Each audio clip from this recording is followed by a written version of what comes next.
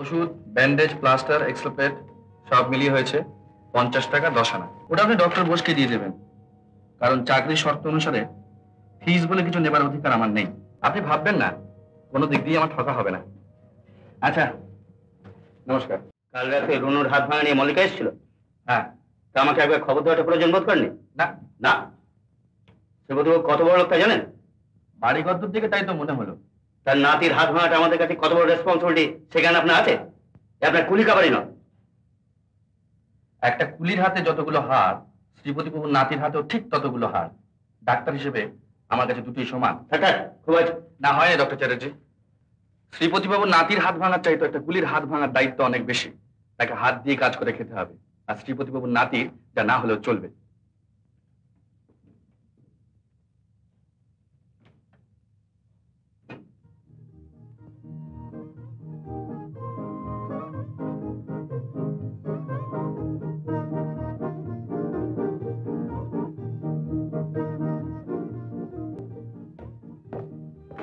Ma'am साहब हैं? जी नहीं, बाहर चले गई। बाहर चले गई? এই যে মিস ব্যানার্জি, আপনার ভাই নিশ্চয়ই ভালো আছেন?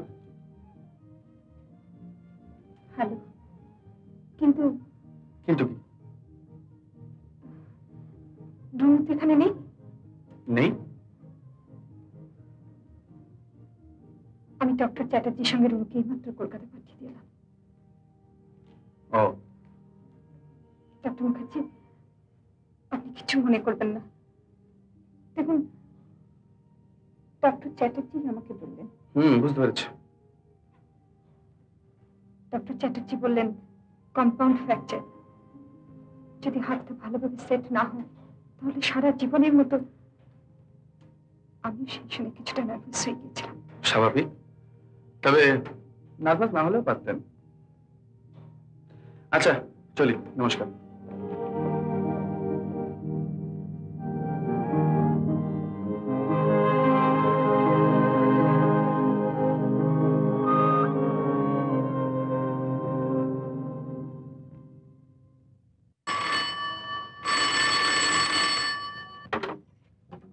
Hello?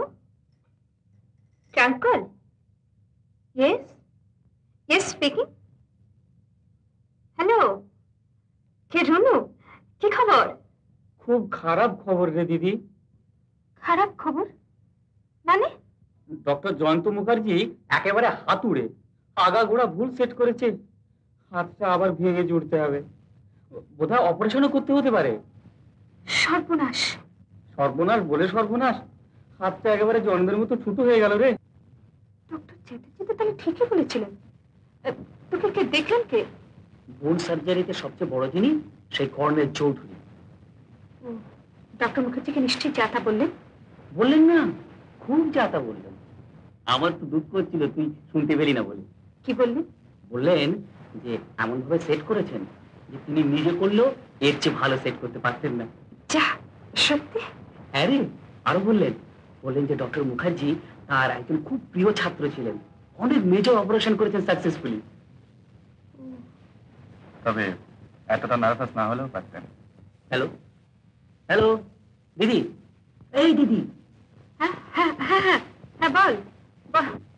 দিদি খুব খুশি তো?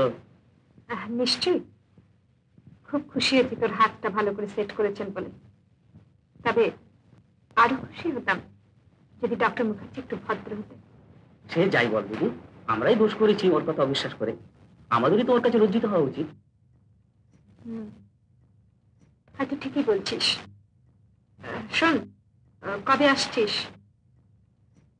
আচ্ছা, সত্যি? আচ্ছা আচ্ছা আচ্ছা, দেখে দি। হ্যাঁ ডক্টর মুখার্জি, আমি আপনার জন্য অনেকক্ষণ বসে আছি। বসুন। কি হলো আবার?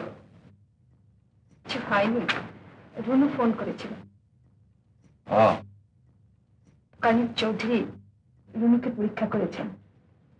ও বিষয়ে হচ্ছে পড়ার কেউ নেই। কর্নেল চৌধুরী বলেছেন তিনি নিজে হাতে সেট করলেও এত ভালো সেট করতে পারতেন না। স্যার আমাকে চিরদিনই ভালোবাসেন। নার্স, এটা 1 নম্বর ক্যাবিনের পেশেন্টের জন্য, এখানে একটা খাইয়ে দিন।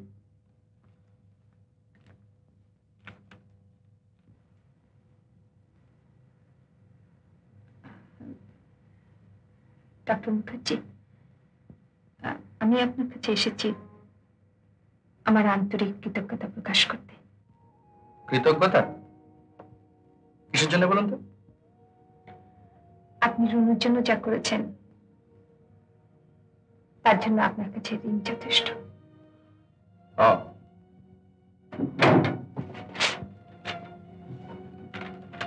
আপনার বিলটা ওষুধ, ব্যান্ডেজ, প্লাস্টার, এক্সপ্লেট সব মিলিয়ে হয়েছে 50 টাকা 10 আনা।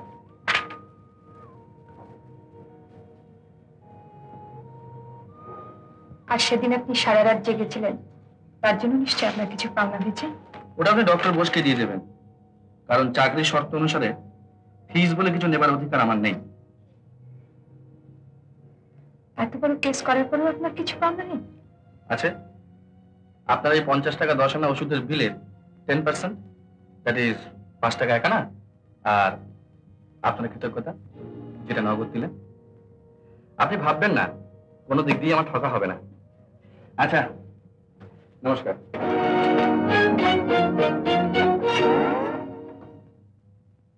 উত্তম কুমারের সেরা সিনেমা দেখতে হলে ডাউনলোড করুন ক্লিক অ্যাপ।